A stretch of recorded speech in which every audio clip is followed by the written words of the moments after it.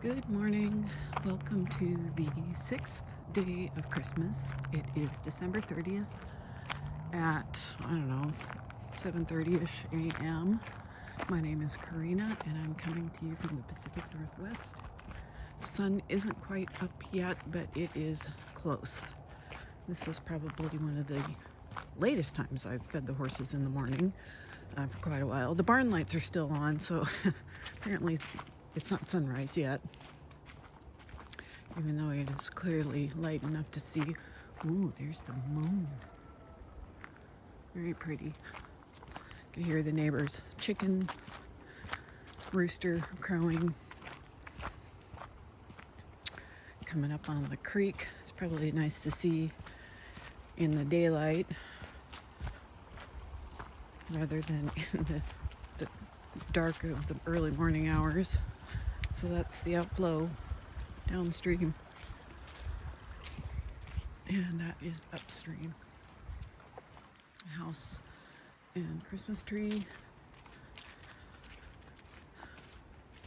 duck under the fence. It is supposed to rain today.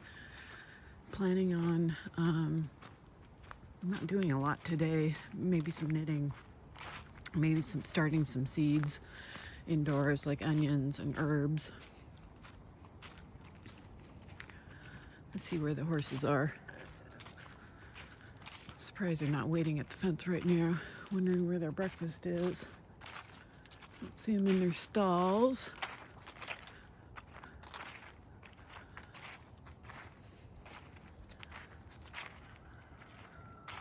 Well, let's just walk around and see where they are. Oh, there they are, under the tree over there.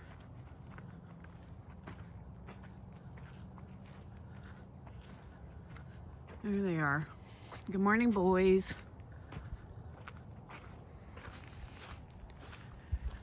You impatient for your breakfast?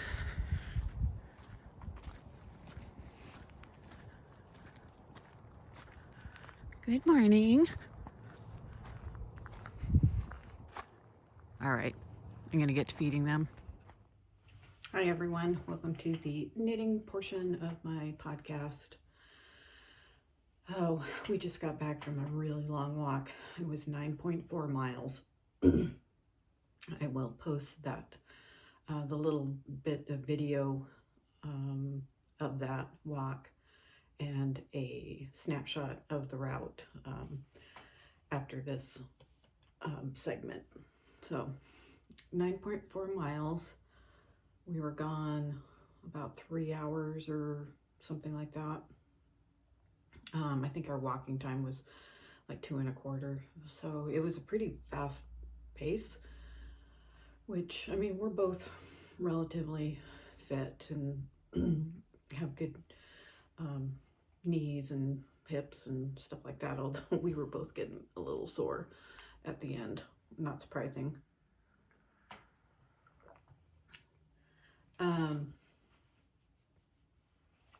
I did some knitting this morning, so I did some knitting before the segment on feeding horses, and then of course afterwards as well. And I want to show you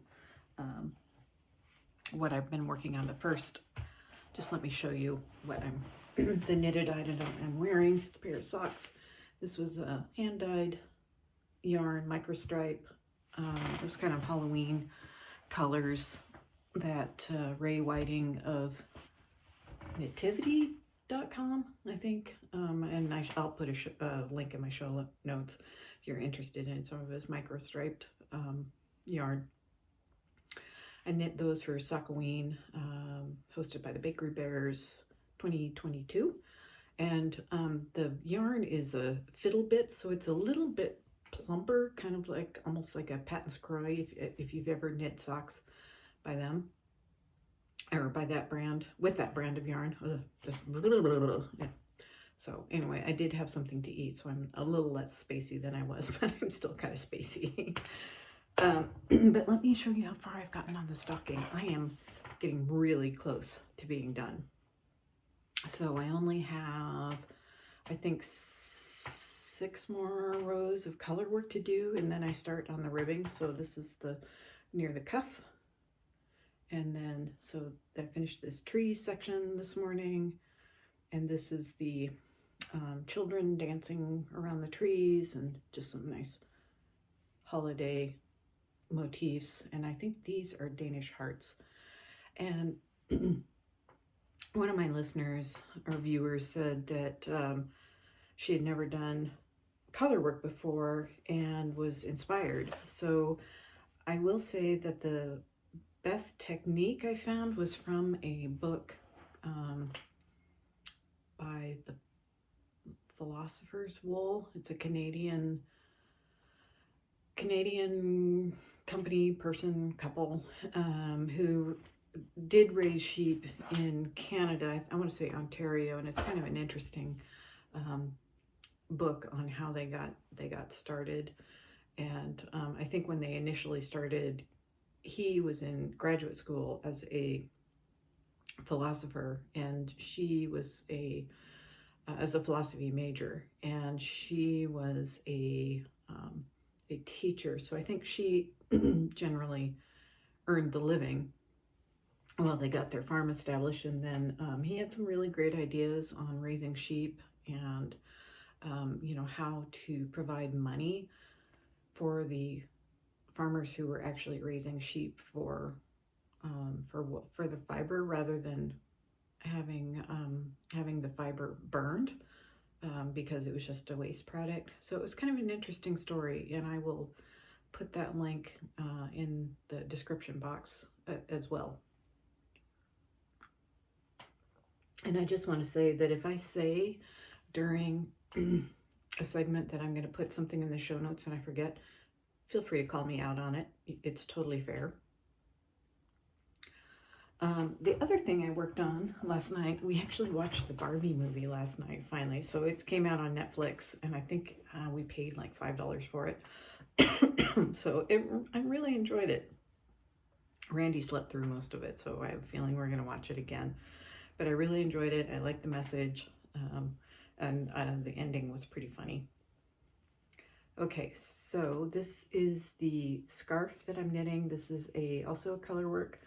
This is out of fingering weight yarn, and I am using a variegated, no I'm not, I'm using a self-striping yarn by Freckled Whimsy as the contrast color,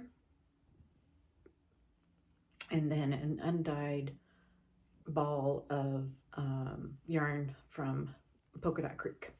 And this is a scrap from, I think this is a tunic I crocheted years ago. I want to say at least 10.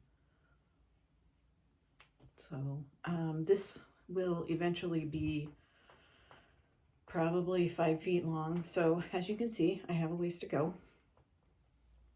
But, I suspect this is something that I'll pull out and work on over time and maybe have it done by next winter of 2024.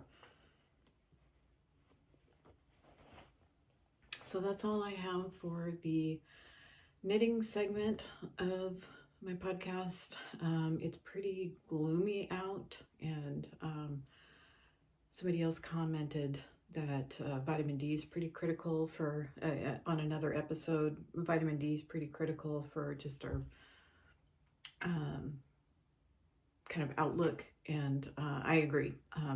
Vitamin D is very hard to come by in the Pacific Northwest. We just don't, especially on the west side, we just don't have enough daylight, especially in the winter, but I think even in the summer. And I also think, a lot of people just spend time indoors, so they're just not getting out and getting vitamin D. I take vitamin D as a supplement, and I do think that helps quite a bit. So we did get wet, rained on in our walk, but not soaked. It looks like it's raining a little harder now, so I'm glad to be back and indoors, and I am going to work on something, knitting on something for a while before it's time to feed the horses. All right, I'll see you tomorrow. So we're on a walk in the tree farm. Randy's up ahead of me somewhere. blazing the trail. We are following a old 2-track. It goes down to a rails to trail path called the Centennial Trail. I don't think this is going to be our preferred route to that